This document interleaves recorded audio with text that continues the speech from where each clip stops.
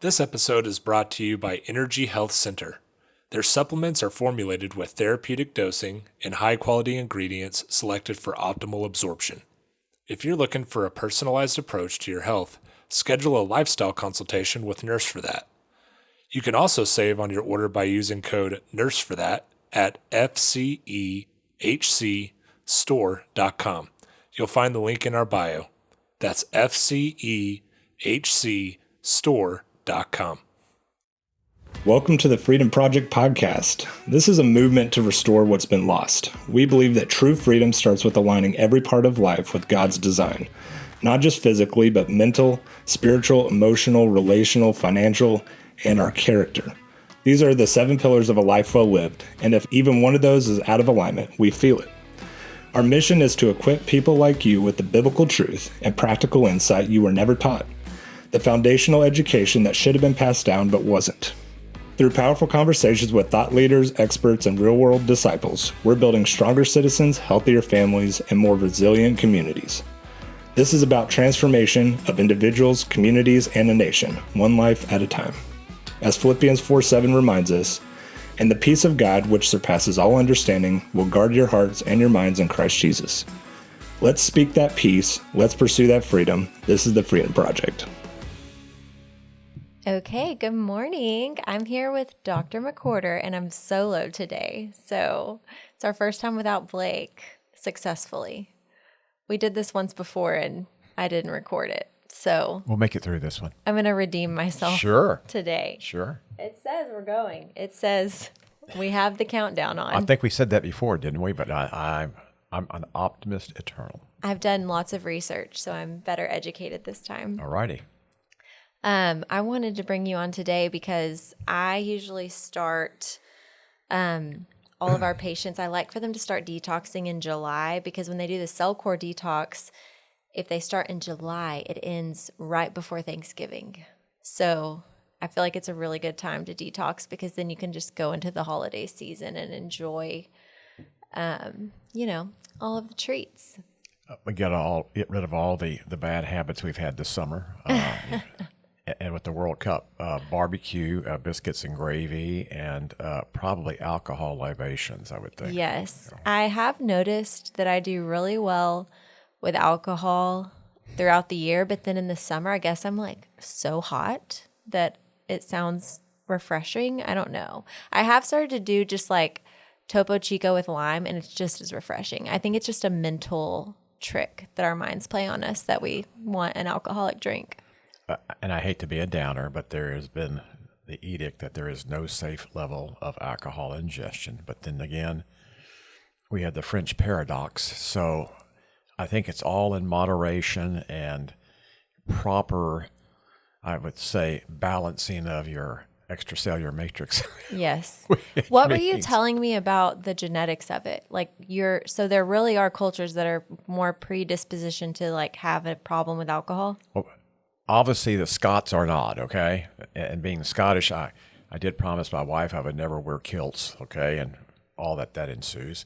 But evidently there are various groups of people that must tolerate alcohol better than others, because I looked at the Scottish intake, especially when they drank Boston Dry. So genetically, they may be able to handle it. I think just on what I've seen about the American Indian, I don't think they're made for alcohol.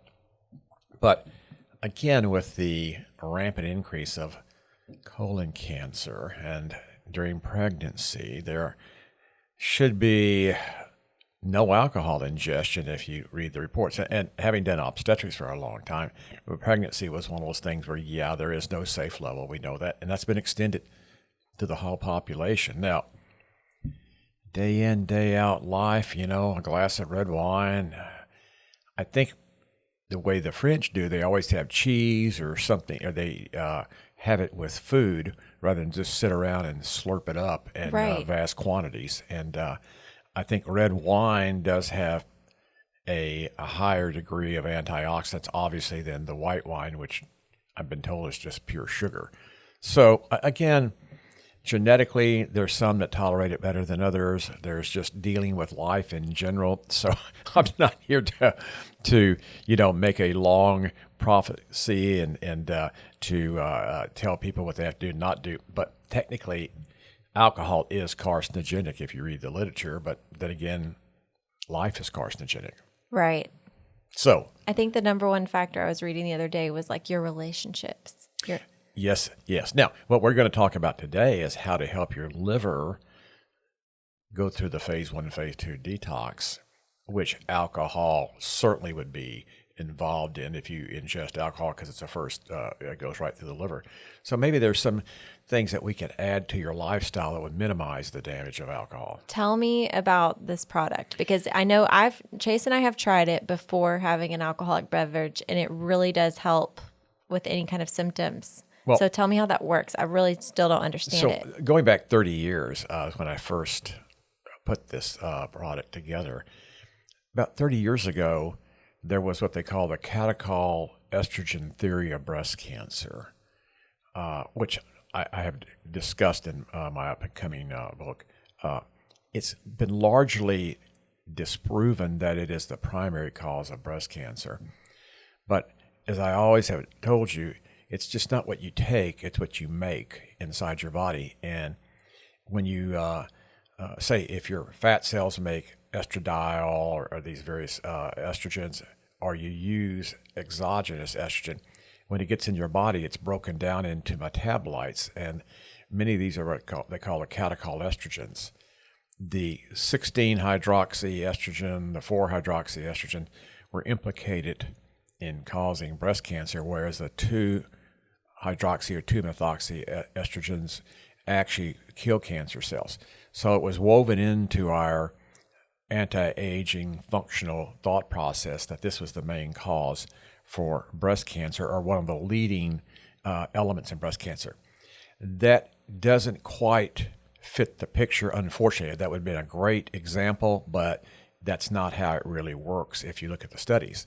So to make sure any estrogen that you make or any estrogen that you take is vectored down the 2-hydroxy pathway, we found that various ingredients or derivatives of broccoli would push the estrogen to the good side rather to the bad side. Now, when I say good side and bad side, there's really not a bad catechol estrogen. It just, if it comes out of balance. The 16-hydroxy, I think, was implicated in being healthy or needed for pregnancy, along with the 4-hydroxy. So each of them has a role. It's just that imbalance, which is created sometimes by unhealthy habits, that is the problem. But broccoli became the darling. There was controversy because when you look at some of the extracts, there was endo-3-carbinol, which we call I3C, diendomethane or DIM. Many of you take DIM, and the DIM and endo-3-carbinol, there was a little faction. Endo-3-carbinol hits the stomach, and the stomach changes it partially into DIM, which is then absorbed into the bloodstream. The DIM pushes the estrogen down the good pathway, and so everybody went on a DIM endo-3-carbinol, rampage. Broccoli also breaks down into sulforaphane. People may have heard of sulforaphane. That's a very powerful ingredient or derivative of broccoli that flips on these enzymes in your liver that detoxify. So it's a NRF2 molecule. It's flipped on. It actually activates the receptive element for anti-inflammatory receptive element that breaks down bad products.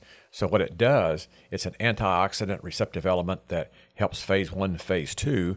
And again, you're supporting the liver, but you're also steering estrogen down the right pathway. So it became really kind of a breast, protective. Now, at one point, I used to call this breast secure.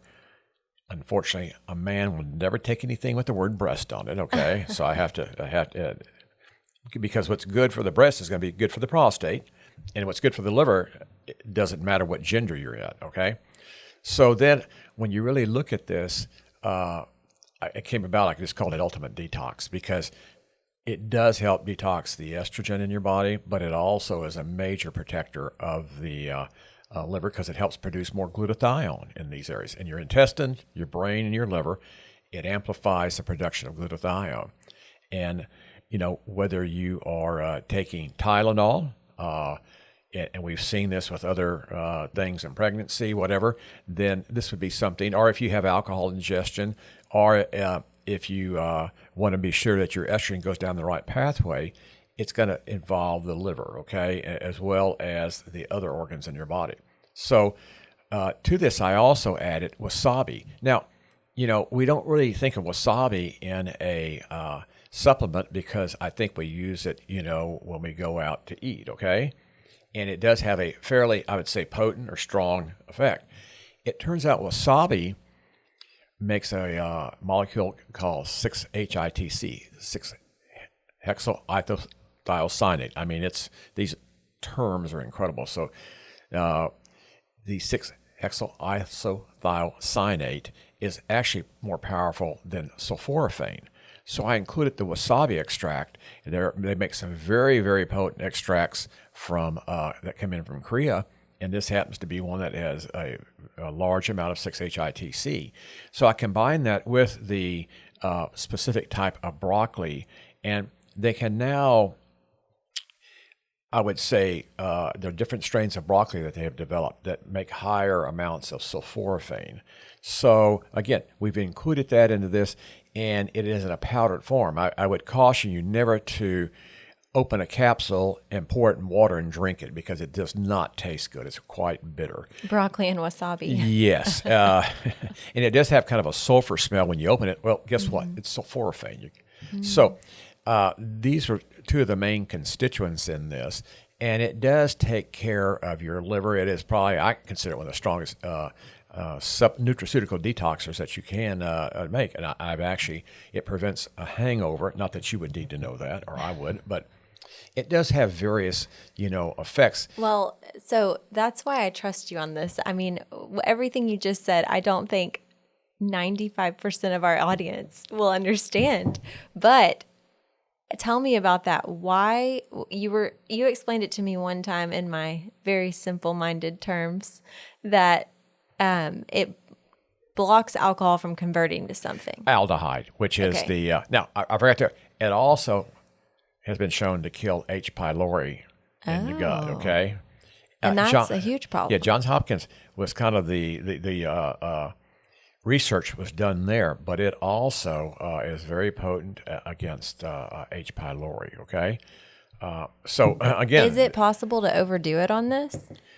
Well, you can overdo on anything, but at the recommended dosing, no, and you want to take it with food because it's absorbed better, because I actually did blood levels on absorption. It's mixed with other elements, but it's the recommended doses. I've never had anybody want to have more of sulfur smell, so, I mean, it's just getting to take enough of it. And again, it does help phase 1 to phase 2 of the liver, which is very important, but for the alcohol, it helps it break it down, and the glutathione will neutralize any of these free radicals that are generated during this process. And again, I guess I could have made a bigger hit by selling it as a hangover prevention, but I didn't. So essentially, in simple terms, it allows you to detox the alcohol faster out of your system so that it doesn't hang around. Right, and it prevents it from going into those molecules that would be equated with a hangover, and it minimizes the destruction on the liver cells and other things because of the glutathione. Great. Yeah. And Tylenol, it would do the same thing. I mean, anything that helps, promote glutathione production will help protect against Tylenol. Right. Yeah. Okay. Why do a lot of the detox formulas use humic and fulvic acid? So, when I tell people about these, I said, what I'm giving you is really dirt. I said, right. It's dirt. The problem, what we have nowadays, is that when you get vegetables, they've probably been washed 7 times, radiated, put in Clorox or whatever. There's no dirt on them anymore. I mean, you got to have a little dirt. When I was a kid in the 50s, we'd go out and play, things would drop in the dirt and we'd eat them. I mean, so the dirt actually has these elements. Since I'm not going to get into the evolutionary process, but, we kind of evolved in dirt. Mm-hmm. And there are elements in dirt that are very beneficial, so you can get too clean. And humic and fulvic acid happen to be two elements in dirt that are very strong as far as virucidal, for sure, okay? They have a lot of great properties, and I think this is just a nice way of eating dirt, if you have to, you know. And again, when we had, I've used it for various protections against viruses. I think even during the COVID area, it was not a bad thing to employ if you had that. I've used that myself. I've seen it help with HPV. Now, again, are there double-blind, randomized, controlled studies? No. But a lot of this stuff comes from the animal industry, especially at A&M. I think it's where they studied it on horses and stuff. So we have, now, of course, you can say we may not be like a horse, but it does offer the protection, and I've seen it clinically be very responsive, even Hep C. But again, it's not a primary treatment. We're not talking treating anything here. We're just talking that this is a supportive nutraceutical, but the humic and fulvic acid are very important, and it would be a great detox because it neutralizes other elements in our body as part of the detox, but it's also a very good virucidal. So I noticed you have the femic acid and then you have femic acid max.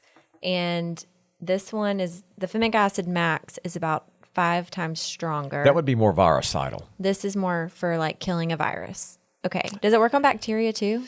Well, it's not an antibiotic. Okay. So I would say that it certainly could help in the detox process, which when you get sick with the bacteria, you get toxic, okay? It may help with that. But I've really done more research on it through the virus into things, and that's got very good support on that. Now, there's somebody out there that might say, oh, yes, here's a study on bacteria. I just wasn't that impressed when I did look at it.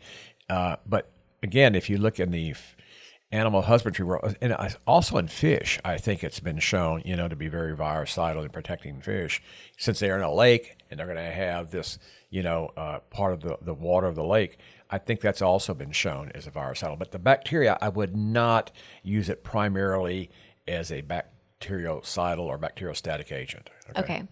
And then the other one, the normal femic acid, I notice it has mag citrate in it. So, and calcium citrate. Is this one better for, like, I would assume moving the bowels and like getting the gut healthy? It could, yes. I mean, some of these things are added for other reasons to be more inclusive. As we're all low on magnesium anyway. Okay, so that mag citrate is a nice, absorbable thing. Doesn't cause stones or anything like that, and that's just part of the gut rehab, I would think. Yes. Okay.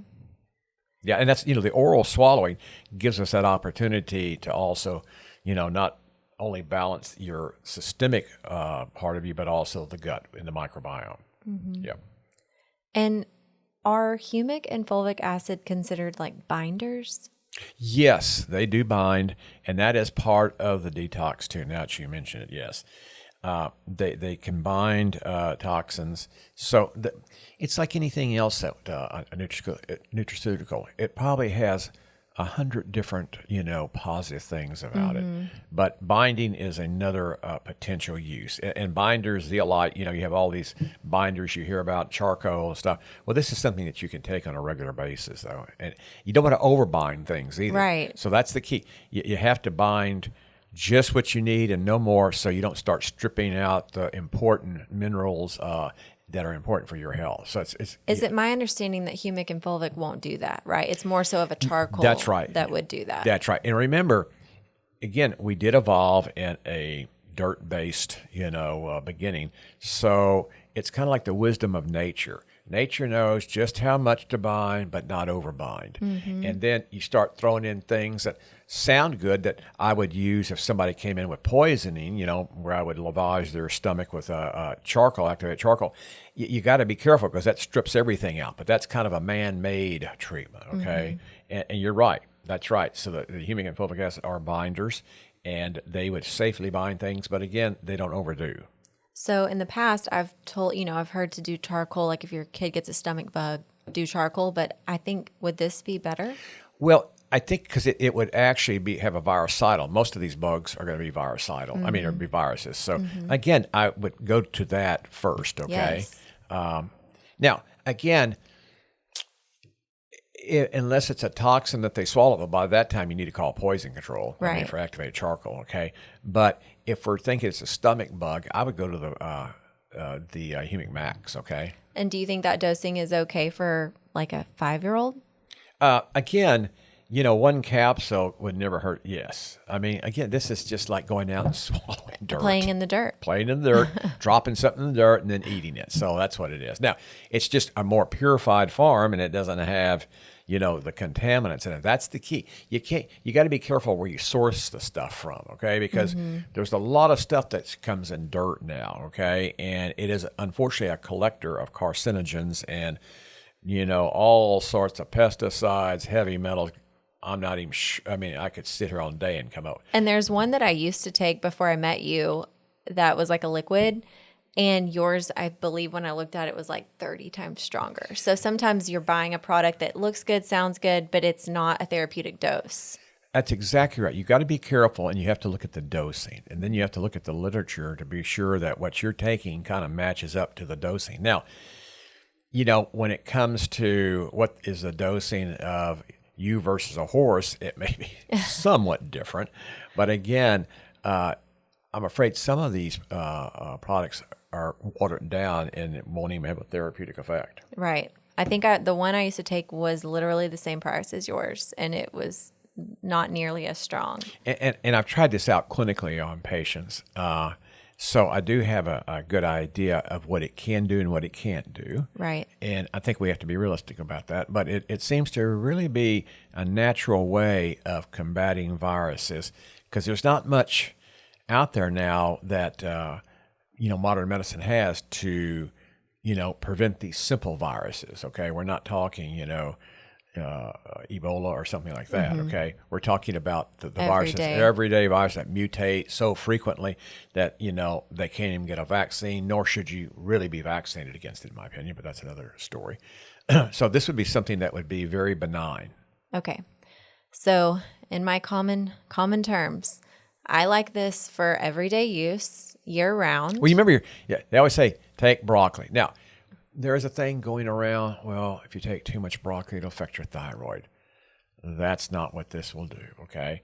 But, we always hear, well, I want to do a detox thing. Well, you could detox daily with this, okay? Right. But it also helps modulate your hormones. The metabolites of your hormones can be the deadliest thing that we have. So this certainly would help modulate the hormones in your body. It would help make glutathione in your gut, your brain, your liver. And it also has like methylselenocysteine, which is a major anti-cancer molecule, okay? So it's kind of, again, it was designed for the breast, but it helps the prostate, but it is a major detoxer, okay? And that's the key word I always hear in anything is, oh, we got to detox. Well, this can be done, but it's not a severe detox. You're not going to be, doing harm by doing it on a daily basis. It's just something that should be routine. So the detox that I do is a 4-month protocol, and I have patients do it alongside me, and pretty much patients on it year round. But it also has the herbs like black walnut that are supposed to kill parasites. So would you say that is something that's good to do, once a year and then maintain with this year round? Yes. I think that's how that should work. Yes. Again, the type of detox you're talking about should be done only periodically, or if you've been to a region of the world where, you've possibly been exposed to things that you're not sure of. But this is something that you can do on a day in, day out basis. And you don't have to worry about getting enough broccoli in your diet, okay? Right. I mean, it's really in a freeze-dried, so it captures everything. Now, we didn't talk about, there's sulforaphane, there's sulforaphene. Well, sulforaphane just got all the I guess you would say, published data on it. It got the spotlight. Well, sulforaphane, which is a double-bonded molecule, is actually stronger. So that would be included. Anytime you do a whole food, freeze-dried whole food, you get the whole package. So it's not simply one product pulled out. It's what's in broccoli itself. Now, the DIM and endo-3-carbinol are separate. And when I started making this, well, somebody said this is better than that. So rather than choose a side, I just put both of them in there. So And There's no remind me, we did have one patient that said that they get sick on DIM. Can you remind me why someone would be sick with DIM? Well, the key is to take this with food. Now, for women in menopause, I've had some who were not on hormones start having hot flashes at night. Well, that's not that bad because that must be metabolizing any excess hormones. So it can be powerful. So you would just decrease the dosing. I mean, I think this is 3 capsules in the new brand. Used to be 4. So you can modulate, but you need to take it with food because dietary fat helps the absorption. Okay. And then I have is there anything else you want to say about that one? I feel like we did pretty well. I think we pretty well covered everything in here. I mean, but as far as anybody, trying to, include any broccoli extracts, remember wasabi actually is even to be shown stronger, but broccoli is more available here, and wasabi, we're not talking sushi or Japanese, so we have to be kind of, careful, but wasabi is excellent. It is equivalent or even stronger, and that's why it's included in this.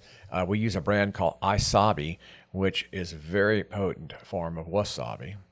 So I think this covers the whole protective mechanism for what we call glucosinolates. So I don't want to get into these terms that are confusing, but these are all the glucosinolates, hexoisothiocyanates. Okay. So 30 years ago, you were literally delivering babies. How did you have time to create this?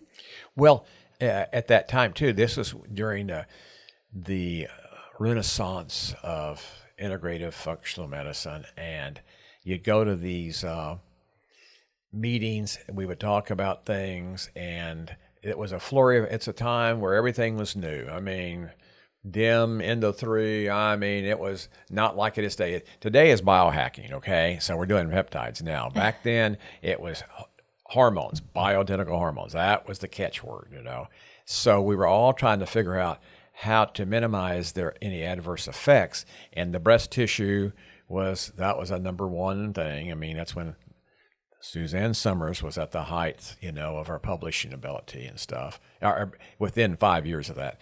And then the WHI study came out, which, destroyed everything. So we had to look for ways to, I don't want to sell it to the public, but to make sure people understood that we were protecting the breast from any, again, form of estrogen that could harm the breast. So that's why this was so popular. But then all of a sudden, it killed H. pylori.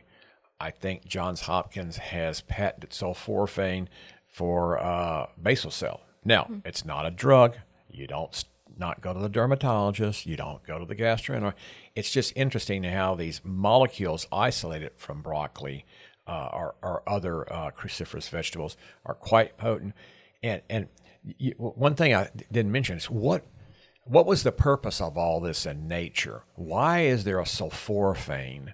Why did nature come up with that? To protect the human breast? Probably not.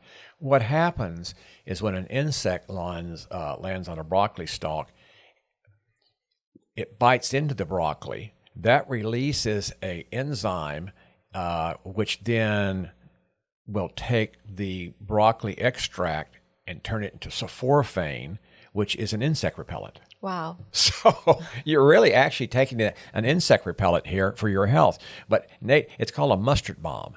And because in mustard seeds, it's very prominent. But it's the water combining the myrosinase with the glucosinolate to make sulforaphane, and that is an insect repellent. So the extract from this is the broccoli's protective mechanism. It is. So it's interesting how nature, in protecting the broccoli, actually came up with a molecule that protects us. It's not a human repellent. It may be a cancer repellent, if you want to call it that. But I thought it was quite fascinating how nature incorporated this pathway to keep insects off broccoli. And broccoli is pretty smart in doing that. But we now have used it to help protect ourselves. I thought that was interesting. Almost like it's all by design. I was waiting for you to say that. I was over here thinking, that's why I threw it out here. You know, it was you knew I was going to love that it. coordinated event where I would throw it out and you'd come in with that. I was going to say, if you didn't say it, I'd be very worried. I have to give you an extra tablet here. And I was needing a little more glutathione. Well, a little glutathione today. on the brain. I said, you better take 4 of these instead of 3, okay? So you did come through, which I'm very happy. But that is quite interesting on how the sulforaphane molecule evolved, and now we can benefit from that. Yep. Did you get, I keep thinking about your mosquitoes. Did you get everything set up a couple weekends ago at the lake? I've nuked the mosquitoes, okay? Now, the problem is I have to keep going to each trap and replenishing things. So, but it has worked so far. So, but you got to set these things out about 4 to 6 weeks for them to, sponge up and get all the mosquitoes. Now, with every rain, there might be a new crop, but I'm doing my darndest. So far, I'm ahead of them. Well, that's good. I have one question I'm going to pick your brain on Sure. before you go. So I heard, I tried to get chickens last year. Yes. And we brought home the chickens from school, but they had hatched them, right, for the first grade project. They were just eggs, so there was no way to know their sex. We get home with 4 out of 5 roosters, so that was a totally failed project. The poor hen. My gosh. Okay. Well, and the hen was a bantam hen, so I think it ended up making 3 eggs before the neighbor's dog got it, but they were about this big. They were like teeny tiny eggs. But I was thinking about getting more hens, and I noticed something in our neighborhood. So I have a neighbor who is thinking that it's possible that there is like a bird virus going around. And I have this theory that I'm wondering, because my chickens were also really unhealthy. They got like a pox in my backyard from the soil. And I read that it can be carried around by the birds. But my cousin who lives out in the country, her chickens, she's had chickens for years, never had an illness one time. I'm thinking that in the city, our birds are not as healthy. And so when you have all these birds flying around. What's been sprayed? Oh. They had a mosquito spray, okay? Yeah, everything in the city has been sprayed.